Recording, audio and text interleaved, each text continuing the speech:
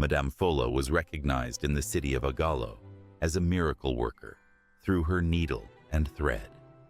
Individuals queued daily, anticipating her to craft the ideal gowns for weddings, events, and various occasions.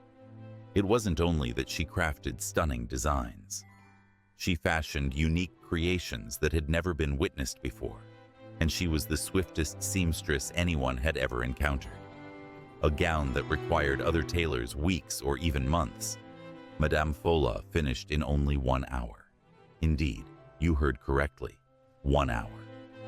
Does this seem believable to you, or could there be something supernatural at play? Comment below with your thoughts. Genius or sorcery? You would enter her store, and she would measure you. When you got back, your attire, featuring a unique style that no one else possessed, was prepared for you. Or at times, you might remain seated and wait as she stitched your garments.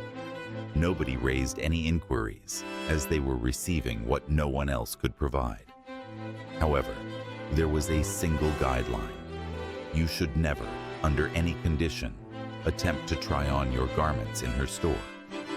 Why such a strict rule? What would you do? Respect it or test the limits? Share your daring side in the comments. Madame Fola's sewing shop was located at the border of a lively market. Her fame was remarkable. Individuals journeyed from distant places to have her design unique dresses that were unlike anything they had ever worn previously. It wasn't merely her creations that attracted individuals. It was her swiftness. Madame Fola was able to accomplish it in an hour. Does this seem believable to you? Or could there be something supernatural at play? Comment below with your thoughts. Genius or sorcery? Her creations were enchanting. Her skill in crafting perfectly fitting garments was astonishing, and she would provide your dress on the same day. Though her work was remarkable, there was one rule that must never be violated: no trying on clothing in the store. Why such a strict rule? What would you do? Respect it or test the limits? Share your daring side in the comments. Individuals embraced it without doubt. They were too captivated by the ease and allure of her creations.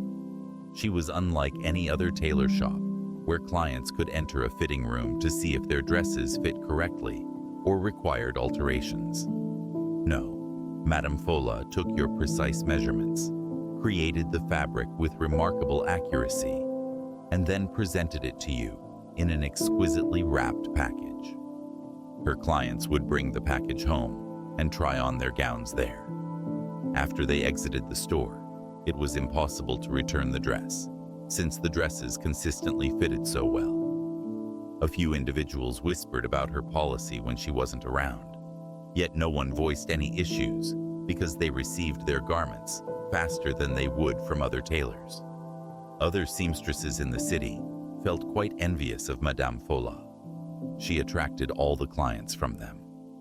Her store was consistently crowded, with the queue extending outside and around the premises, until one day. On a sunny afternoon, Amaka walked into Madame Fola's shop with her friends, Kemi and Epi. Amaka was present to collect a gown she had requested for her cousin's wedding. She informed her friends about Madame Fola's abilities and quickness, and they were astonished by the tales they had listened to. Could a tailor truly create such flawless garments in such a short time? Could Madame Fola actually create a dress in 1 hour? They inquired. Upon stepping into the shop, Kemi's mouth fell open. The store was filled with the most stunning garments they had ever encountered. The gowns, showcased, glimmered, as though they were crafted from silk and gemstones. Stunning dresses, classic wraps, and contemporary styles embellished the mannequins. Kemi was stunned as she gently brushed her fingers over the intricate embroidery on a dress. Wow, I can hardly believe it. I've never witnessed anything comparable to this, Kemi remarked. We ought to have our measurements done as well. I need a gown for my sister's wedding, she added. I already mentioned it, Amaka replied softly, feeling a sense of pride. Just wait until you see her speed in action. Madame Fola was occupied measuring a young girl when they arrived, but she promptly looked up and welcomed them with a friendly smile. She was an elderly woman with keen eyes and hands that moved swiftly.